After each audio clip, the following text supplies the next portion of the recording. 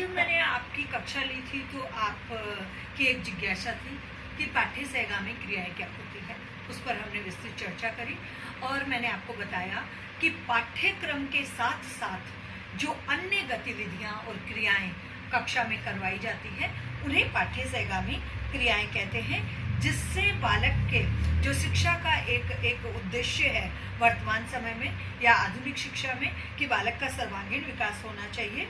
उस सर्वांगीण विकास के लिए पाठ्यक्रम के सैद्धांतिक पक्ष के साथ साथ उसकी सहगामी क्रियाओं को भी साथ साथ चलाने की आवश्यकता है। आज की इस कक्षा में मैं आपसे जो बात करने जा रही हूँ वो है कि आप किस प्रकार से सहगामी क्रियाएं जो हैं उनके सिद्धांत और उनकी प्रक्रिया क्या है। आप इसे लिख लीजिए ताकि बाद में आपको पुनरावृत्ति में इसमें सुविधा मिलेगी। सबसे पहले जब हम सहगामी क्रियाओं की बात करते हैं, पाठ्य सहगामी क्रियाओं की बात करते हैं, तो सबसे पहले हमारा सिद्धांत आता है चयन का सिद्धांत। यानी कौन सा अध्याय, कौन सी इकाई, कौन सा प्रकरण और कौन सी गद्यांश और पद्यांश पढ़ाने के लिए आपके चयन का सिद्धांत कि आपके उसके चयन का आधार क्या है और आप कौन सी पाठ्य सहगामी क्रिया उसमें चयन करेंगे। दूसरा आपका है समय एवं स्थान की व्यवस्था।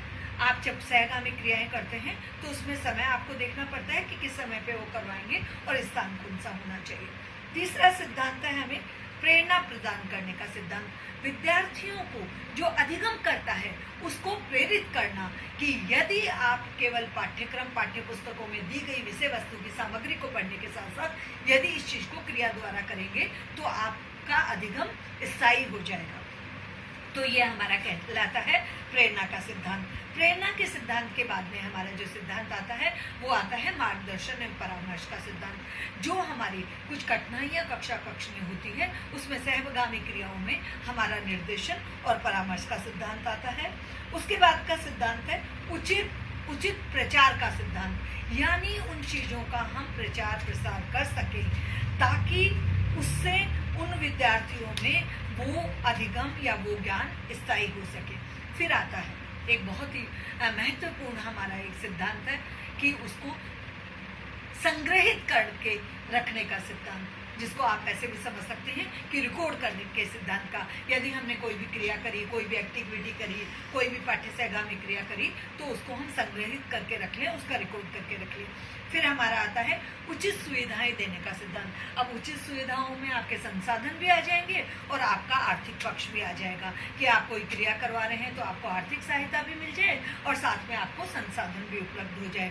और उसके बाद में आपका आता है मूल्यांकन का सिद्धांत।